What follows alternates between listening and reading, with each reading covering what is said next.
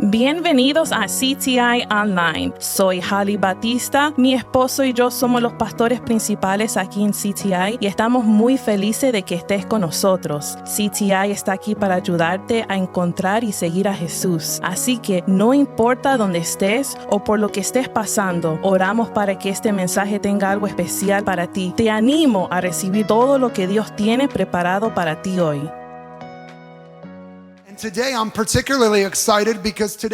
Y hoy estoy emocionado porque comenzamos nuestra serie de sermones por las próximas 4 semanas.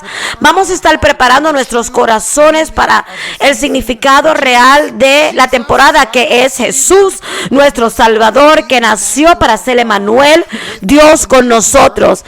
Y este día vamos a llamar esta serie el árbol genealógico. Si usted fue o sería el que estuviera escribiendo una introducción a la historia de Jesús, el Salvador del mundo, el Rey de Reyes, ¿cómo usted comenzaría esta historia? Yo sé que muchos de nosotros a lo mejor pusieran algo como dramático, con pastores o la estrella brillante en el cielo, una virgen da luz, pero la escritura, cuando miramos a la historia de Navidad, Mateo, que graba en su evangelio lo que sucede, él no comienza con todo esto, él comienza con una lista de nombres, una lista genealógica, un árbol genealógico. Y si vamos a decir la verdad, que estamos en la iglesia y vamos a decir la verdad, muchos de nosotros cuando llegamos al primer capítulo de Mateo, esta es la parte en cual no leemos, porque queremos llegar al contenido de la historia, ¿cierto? ¿Alguien más ha eliminado estas listas y ha seguido hacia adelante? No estamos juzgando, pero es importante que nosotros comencemos con esta lista esta mañana, porque como yo siempre digo, el contexto es todo. Vamos a estar de pie hoy y vamos a abrir la Biblia al primer capítulo de Mateo y vamos a leer 2 versos hoy, el verso 1 y el verso 17, y vamos a llenar las partes como vamos. Dice: esta es la genealogía de Jesús el Mesías, hijo de David, hijo de Abraham, el hijo de Abraham. Paré ahí para que cada una de esas partes es significante. Vamos a regresar a eso. Vamos al verso 17. Así que hubo 14 generaciones en total, desde Abraham hasta David, 14 de David hasta el destierro de Babilonia y 14 desde el destierro hasta el Mesías. Yo sé que usted está tan lleno después de leer estos versos, pero vamos a mirar más, vamos a orar. Padre, yo oro que nos ayude a ver más que palabras en un papel hoy. Hoy recordamos que tu palabra es inspirada y cada parte, aunque sea una lista de nombres, es importante. Tú intentaste que estuviera ahí. Padre, yo te pido que nos demuestres que debemos de saber en tu palabra, en el nombre de Jesús, amén. Pueden tomar asientos. En estos versos que comienzan antes de llegar a Belén, Mateo nos da una imagen de quién es este Jesús, este Salvador es. Él llama 3 cosas, menciona 3 cosas cuando yo leí esto. Dice el Mesías, dice hijo de David y dice hijo de Abraham. Y muchas de estas cosas, de esos puntos, son atributos que son significantes cuando venimos a identificar a Jesús. Dice primero que Jesús es el Mesías. ¿Cuántos le dan gracias a Dios porque Él es nuestro Mesías? Y el Mesías, cuando él dice Mesías, significa que Jesús es el ungido de Dios. Toda la creación estaba esperando por él. En el tiempo bíblico, y cuando leemos a través del Antiguo Testamento, tú no hacías una campaña o te hacías voluntario para una posición como ser el rey o un profeta o alguna clase de líder. Eras escogido por Dios, fuiste señalado por Él y era claramente enseñado de que eras ungido para ese propósito. Por eso cuando Mateo dice que Él es el Mesías, Él está diciendo que Él es el que está separado por Dios, escogido desde el comienzo para ser el que Dios unió, para ser nuestro Salvador. ¿Cuántos hoy le dan gracias a Dios que Él tenía un plan desde el comienzo? Pero Mateo también nos demuestra algo aquí. Él demuestra que Jesús es el hijo de David, significando el rey David. Y conocemos el rey David, que fue el que tumbó a Goliat, mató a Goliat, y el que estuvo sobre Israel. Él estaba aquí enseñando la relación a David, porque habla acerca de la realidad de Jesús. Y algunos están confundidos porque sabemos o pensamos que Jesús era el hijo de un hombre llamado José, y no es tan mal. Él fue el hijo de un hombre llamado José, pero si va 28 generaciones hacia atrás, David fue el bisabuelo, y lo voy a decir mucho, no lo voy a decir 28 veces, tatarabuelo de José, el papá de Jesús. O sea que Jesús no solamente es el rey porque es el hijo de Dios, que es suficiente, pero también viene del linaje real de David. O sea, es espiritual, pero también es por la genealogía. La intención de Dios, su soberanía, está aquí demostrada a través del linaje en cual Jesús nació. Y qué intencional es Jesús. Pero después Jesús también se refiere como el hijo de Abraham. Jesús tenía muchos padres, ¿sí? Es el hijo de Abraham. ¿Y de qué habla esto? Esto habla acerca del cumplimiento de la promesa de Dios. Para aquellos que son familiar con el Antiguo Testamento, Dios escogió a Abraham, que después lo llamó a Abraham, y le hizo una promesa. Y esa promesa fue que de la línea de Abraham, una nación entera iba a nacer. Y no solamente cualquier nación, pero el pueblo especial, el pueblo de Israel, el pueblo judío que lleva sus linajes. Abraham, ¿cuántos se recuerdan cantar la canción Padre Abraham? Padre, muchos hijos tenían el padre Abraham. Yo soy uno de ellos y tú también.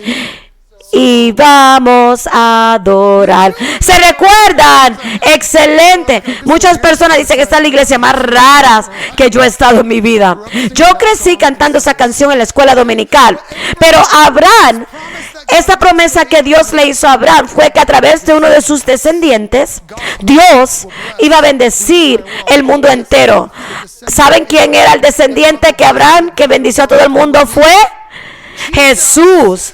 El hijo o el descendiente de Abraham se convierte en Jesús. Es ese vehículo que todas las naciones van a ser bendecidas. ¿Qué está haciendo Mateo? Está comenzando desde el comienzo de este evangelio que Jesús no es un accidente. No solamente fue él, no solamente apareció. Es el Mesías que Dios escogió y ungió, el rey que Dios habló desde el comienzo, y es la promesa bendecida que fue garantizada. Esto es lo que es Jesús. Es la historia de Navidad. No comenzó con María y José, sino la historia comenzó en Génesis. Pero Mateo hace algo increíble y nos sorprende, pero es bello. Él nos enseña a quien Dios escogió para usar, para traer a Jesús en el mundo, y nos dio una lista de nombres. Nos dio 42 generaciones para ser exactos, y quiero que hagan un poco de matemática conmigo, aunque ustedes están todavía en su coma de pavo. Todo el mundo dígale a su cerebro que se despierte. Vamos a hacer matemática unánimamente hoy. Mire lo que dice el verso 17. Dice: hubieron 14 generaciones en todas desde Abraham a David, 14 de David hasta Babilonia, y 14 desde el desierto hasta el Mesías. Mateo hace algo interesante aquí. Él divide estas generaciones en grupos de 14. Y yo sé que algunos ya se perdieron. Es matemática. Yo vine aquí a conocer a Jesús. Pero no, quédense conmigo. Cada una de estas generaciones de 14, usted puede dividirla en grupos de 7. Y yo quiero que vean algo que es bien excelente. El número 7 es súper significante en la Biblia. ¿Cuántos días de creación hubieron? 7. Y Dios creó para 6 días. Y en el séptimo día, ¿qué pasó? Él descansó. Las personas de Israel, cuando miramos como Dios le pide que cuiden la tierra, ellos cosechaban, pero cada séptimo año ellos fueron instruidos por Dios que dejen que la tierra descanse, y confiaban a Dios para que proveyera por ellos. Y cuando adelantamos al Nuevo Testamento, me encanta el libro de Juan, porque él nos da una imagen tan grande de quién es Jesús. Pero como Juan habla de Jesús, cuando él comienza su ministerio en el libro de Juan, Jesús hace declaraciones de quién es él. ¿Cuántas declaraciones hizo? 7. Dice: yo soy el pan de vida. Yo soy la luz del mundo, el buen Salvador, la resurrección, el camino, la verdad. Usted puede ver todo esto otra vez y otra vez y otra vez en la Biblia. 7 es un número significante, es algo grande. ¿Sabe por qué? Porque hay algo espiritual en el número 7. ¿Saben qué el número 7 significa? Espiritualmente significa completo. Quiero que entiendan y que vean esto. Y yo puse algunas imágenes que van a estar en la pantalla. Yo quiero llegar a la genealogía, pero tenemos estos 3 números de 14, estos grupos de 14, que dan 42 generaciones. Cada uno de estos grupos de 14 pueden ser divididos entre 2 grupos de 7, porque 7 más 7 es 14. Ustedes conocen. Síganme hasta llegar a Jesús. Hay 6 grupos de 7. Eso significa que Jesús es el comienzo de una generación nueva. Jesús es el comienzo de el 7, el séptimo 7. ¿Y qué importa? Usted pensará. Cada séptimo día el pueblo judío descansa. Hasta agriculturalmente cada 7 años la tierra tiene que descansar. Pero ¿sabe qué sucede cada año 49? Al final de 7 grupos de 7 años sería llamado el año del jubileo. El año del jubileo. ¿Y sabe qué sucede en el año de jubileo? En ese año 49, cualquier persona que era un esclavo fue libertado o sería libertado. Eso es buenas noticias. ¿Sabe qué más sucede en ese año 49? En el año de jubileo, cualquier persona que tenía una deuda fue pagada en lleno. Alguien dígale gracias a Dios. Alguien diga, este es el año de jubileo para mí con mis tarjetas de crédito. Pero escuche bien, todas estas cosas son una imagen profética de que todas señalan a Jesús, porque cuando Jesús vino, después de 6 generaciones de 7, Él se convierte el séptimo 7. ¿Y por qué Él vino? Él vino a libertar al captivo. Él vino a pagar la deuda para todos nuestros pecados. Jesús es el cumplimiento, lo que termina todo. Por eso es que Jesús dice en Apocalipsis 22, Él puede decir, yo soy el alfa y el omega, el primero y el último y el principio y el fin. Yo soy el cumplimiento de la palabra. Mateo nos estaba diciendo que Jesús era todo, era la culminación de todo. Y lo que Dios nos enseña aquí es que Él envía a Jesús para que sea todo lo que necesitamos. Por eso es que el evangelio se llama buenas noticias, porque nosotros tenemos que trabajar para conocer a Dios si no esperamos por Cristo. Y Cristo vino y trajo gozo al mundo, que la tierra reciba a su rey. Pero hay algo más que nosotros descubrimos a través de este árbol genealógico en cual Mateo habla en el Nuevo Testamento, y eso es algo como que nosotros podemos relacionarnos más que la matemática de hoy. Sabemos que hoy ustedes piensan que la matemática fue inapropiada, pero el hecho en cual Jesús no vino a través de una familia perfecta, sino por uno que estaba roto. Yo le llamo a este mensaje hoy ramas rotas de un árbol genealógico. ¿Cuántos de ustedes aquí se han hecho uno de esos exámenes de DNA para buscar cuáles son sus antepasados o sus familiares? Yo pensé que había más personas. Ok, algunos de nosotros, manos hacia abajo. A ustedes que lo han hecho, ¿han estado sorprendidos por alguno de los resultados que han encontrado? Nosotros sabemos cómo es eso. A veces nuestra historia familiar puede ser sorprendente. Para muchos de nosotros, nuestro árbol genealógico puede estar un poquito virado o dañado. A lo mejor algunas ramas que están quebrantadas o rotas, o a lo mejor no hay función correcta. ¿Cuántos saben aquí lo que estoy hablando? Si está con su familia, no pónganse de acuerdo conmigo demasiado, pero solamente hacia adentro digan que sí, entiendo lo que estás hablando, pastor. Pero algunos de nosotros tenemos árboles genealógicos que están llenos con escándalos, con vergüenza, con tristeza. ¿Y sabe qué? Lo que Mateo habla aquí, también el de Jesús. nuestro Salvador, nuestro Rey. Él nació en una línea de personas inmorales, personas que no eran perfectas. Y Mateo no esconde esto o no deja de mencionarlo. Mateo actualmente se enfoca en esto. ¿Por qué? ¿Por qué? Déjeme decirle algo. Yo creo que él lo hace con propósito de hablar del Evangelio antes de que Jesús nació, para enseñarnos que el Salvador no vino de perfección. Él vino de personas que estaban rotas. Y yo no sé de ustedes, yo quepo en esa categoría. Y hoy, cuando comenzamos esta serie Árbol Genealógico y preparamos nuestro corazón para Navidad, yo quiero enseñarle 3 ramas rotas en la genealogía de Jesús que revelan cómo Dios redime algo que está dañado. Y primero lo vemos en el verso 3. Habla de Judá, fue padre de Fares y de Sera, cuya madre fue Tamar.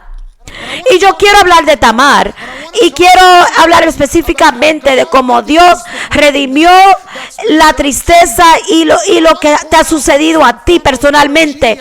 Porque para genealogía, en el tiempo antiguo, mencionar una mujer era raro.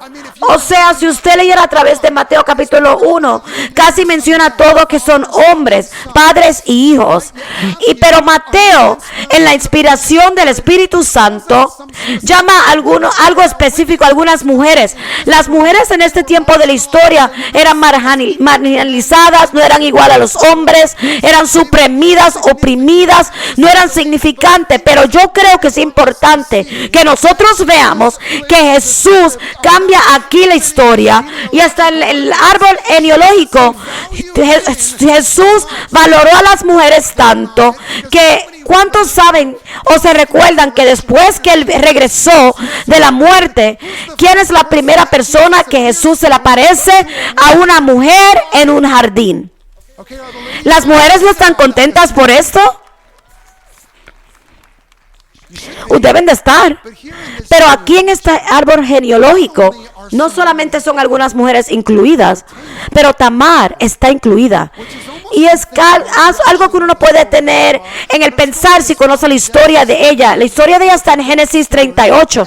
Y es una historia oscura. Es una historia de dolor. Primero, a ella le entregan a uno de los hijos de Judá llamado Gracias a Dios que ese no es mi nombre, E.R. Ahora, él era un hombre malvado.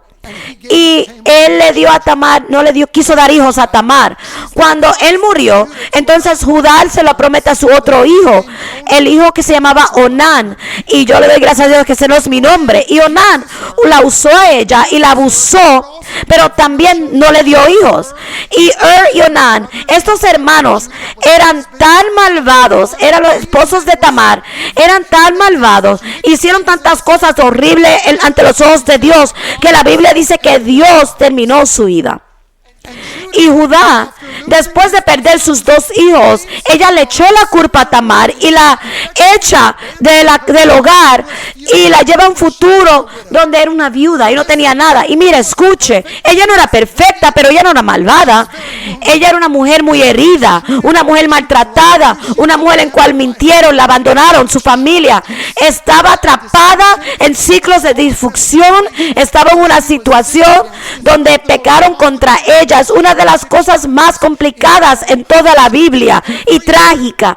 Todo lo que le hicieron a Tamar fue injusto, fue humillante y fue todo fuera de su control. Y después, en su desesperación para tener un niño, Tamar hace una decisión horrible. Ella toma todo bajo sus control. ¿Y cuántos saben aquí que cuando nosotros tomamos control de los problemas, las cosas se ponen peor? ¿Y cuántos saben que cuando nosotros crecemos en disfunción, a menos que le permitimos que Dios nos perdone, estamos listos para continuar a hacer los mismos errores, a menos que Jesús interrumpa ese ciclo? ¿Cuántos saben que esto es cierto? Ella se viste, se disfraza para convertirse en cinta a través de Judá. Esto fue horrible, deceptivo, un embarazo que vino a través de incesto, involucrando su suegro libro y si hubiera una parte de la historia que alguien quisiera esconder, sería Tamar. Tamar definitivamente es la que no hablamos de Bruno, versión de la historia de Jesús. Pero Dios rehúsa esconderla. Ve, Tamar, a través de algo horrible y una forma ofensiva, tiene un hijo que se llama Fares. Y Fares se convierte en parte del linaje real que lleva al rey David y últimamente a Jesús. Dios usó el nombre de Tamar en la página 1 del Nuevo Testamento porque Él quiere que tú veas algo. Él quiere que nosotros veamos algo. Que Dios redime el dolor que tú no escogiste, el dolor, las heridas que no pediste, las personas que te traicionaron, el trauma que otros causaron a tu vida, que te llevaron hacia ellos o nacieron en él, o algunos se casaron. Si aquí está su pareja, por favor no estén de acuerdo conmigo tan visible, pero la injusticia que usted sufrió, a lo mejor usted sabe lo que es tener algo así en su vida, algo que usted no hizo pero que alguien le hizo a usted. A lo mejor usted sabe lo que es caminar alrededor con la vergüenza, la culpabilidad de su circunstancia. Y ese tiempo de Navidad, la historia de las generaciones que vinieron antes de Jesús, las historias de Tamar, nos dice, Dios te ve. Dios dice, Dios se recuerda de ti y Dios te puede redimir hasta eso. Tú no estás descualificada, no estás muy lejos de Cristo, no eres muy malo o mala para ser usado por Dios. Dios puede usar lo que le pasó a Tamar y usarla para ser parte de la historia de su hijo, para venir del cielo a la tierra. Él te puede usar a ti, Él me puede usar a mí, Él puede usar todo lo que ha sucedido para hacer algo bello. Si usted lo cree, déle alabanza al Señor. Venga conmigo al verso 5 al 6. Habla acerca de Salmón, fue padre de Boz, cuya madre fue Rahab. Boz fue padre de Obed, cuya madre fue Ruth. Obed fue padre de Isaí. Isaí padre del rey David. Yo creo que muchos de nosotros somos familiar con la historia de Ruth y Boz, pero queremos que reconozcan otro nombre. Otro nombre de la mamá de Boz, su madre fue Rahab. ¿Y qué vemos aquí o qué aprendemos de Rahab? Rahab nos dice que Dios nos redime cuando nosotros hacemos algo incorrecto. Ella no fue víctima de algo que alguien le hizo a ella. Por profesión, ella era una prostituta. Una prostituta en la ciudad de Jericó. Su vida fue una vida de inmoralidad y paganismo. Ella no fue una mujer perfecta, una ciudadana que todo el mundo admiraba. Fue una mujer que vivía en pecado. Ella escogió ser esto, fueron sus deseos. Pero hay algo bello de la historia de Rahab, que hasta ella fue usada por Dios. Y en ese momento que ella fue usada por Dios, cambió la trayectoria de su futuro. Y tomó su forma de vida de pecado, que ahora fue transformada por una historia de la redención de Dios. A lo mejor usted se recuerda, si vamos hacia atrás, que ella fue la que fue responsable de esconder a los espías israelitas mientras Josué los envió a mirar la tierra prometida. Ella fue usada por Dios para convertirse en parte de su pueblo escogido, de la victoria de Israel, de entrar a la tierra prometida. Y cuando Josué y el pueblo de Israel caminaron alrededor de las murallas de Jericó y entraron a la ciudad para tomarla captiva, había un pañuelo que Rahab fue instruida para ponerlo en su ventana, que fue significante para saber dónde estaba ella y su familia. Lea conmigo en Josué 6:25. Pero Josué le perdonó la vida de Rahab, la prostituta, a su familia y a todos los que pertenecían a ella, porque ella escondió a los hombres que Josué había enviado como espías a Jericó. Y hasta este día de hoy vive entre los israelitas. ¿Ve esto? Una decisión. Una decisión para esconder los espías israelitas. Dios no solamente la salvó a ella y la vida de su familia, sino ella está escrita en la historia de nuestro Salvador, convirtiéndose en la bisabuela, tatarabuela del rey David y familia de Jesús. ¿Por qué? Bueno, yo creo que Dios la incluye ahí para hacer esto claramente, que su pasado no es más fuerte que la gracia del Señor. Y algunos de nosotros entienden la historia de Rahab porque a lo mejor tenemos un pasado, a lo mejor tenemos errores que a lo mejor no quisiéramos haber hecho, pecados que estamos avergonzados, tenemos una vida que vivíamos anteriormente, cosas que escogimos que nos dejaron cicatrices en nuestros corazones o en nuestro cuerpo, formas de vida que a lo mejor dejamos hacia atrás, pero las consecuencias son bien reales y estamos caminando en alguna de esas consecuencias.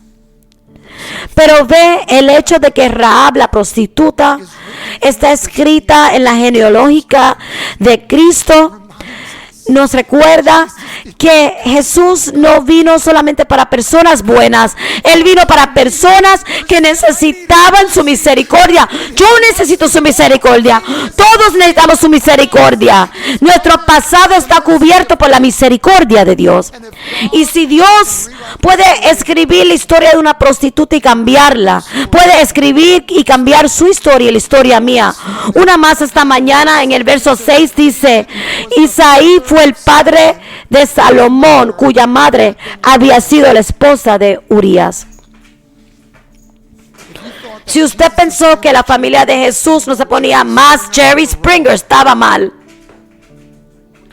¿Qué aprendimos hoy de Salomón? Salomón nos deja saber que Él redime el desastre en que usted ha nacido. Yo quiero que usted entienda que Mateo no dice el nombre de Betsabé. Betsabé fue la esposa de Urías, la mamá de Salomón.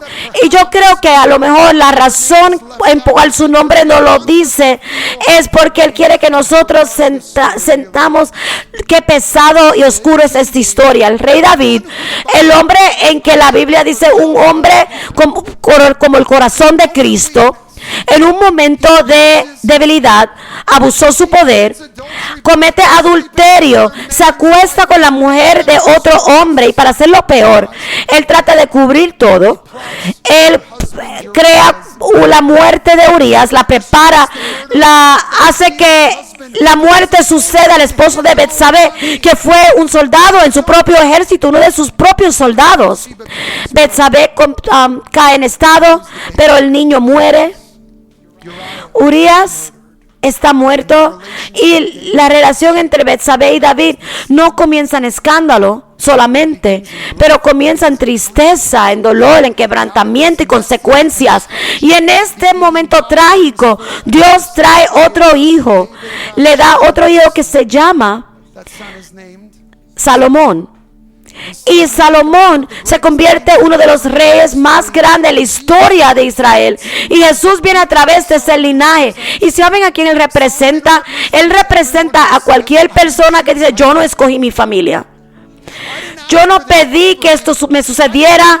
Yo no creé esta familia que tengo, este quebrantamiento. No son mis errores. Yo no escogí estos patrones en generación. ¿Sabe qué? Usted no escogió la adicción en su familia. Usted no escogió la pobreza en cual usted se crió. Usted no escogió el divorcio que creó su niñez. Usted no escogió los ciclos rotos que fueron pasados de una generación a la otra. Usted no escogió el padre abusivo o la madre que le hablaba fuerte o el padre que no estuvo ahí que usted nació.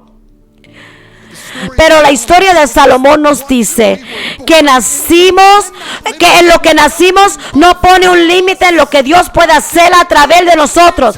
Él puede redimir una familia entera, un árbol genealógico entero. Dios lo puede redimir, pasado, presente y hoy.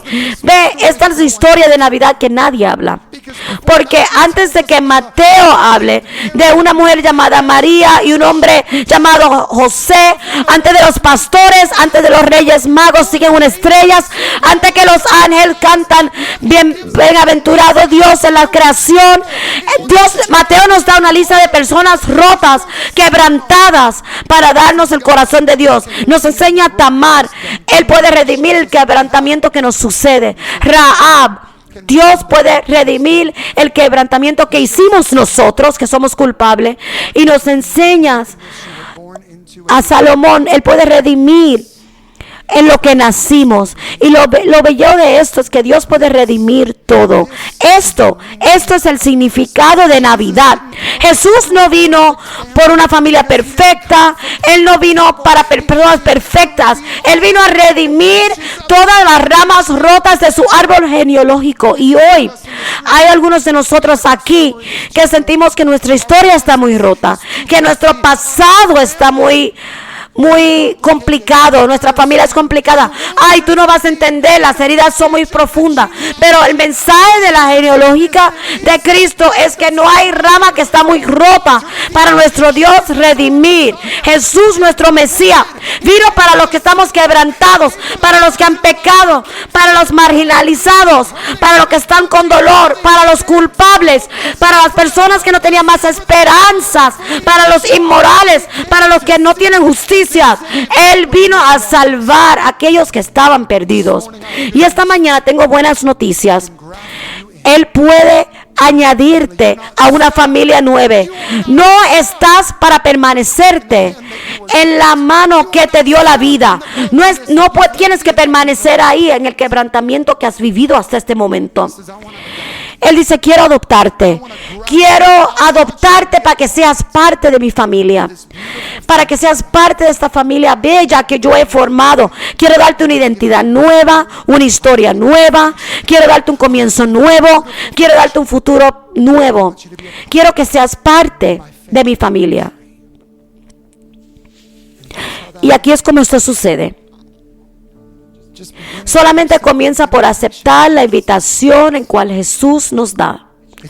Solamente reconociendo que Jesús, yo te necesito. Yo no soy suficiente, Jesús. No tengo la respuesta. Es decir, soy desesperado por ti, Señor, en mi vida. Jesús, yo te invito a que entres y que me redimas mi quebrantamiento. Necesito que me perdones, que me hagas tuyo.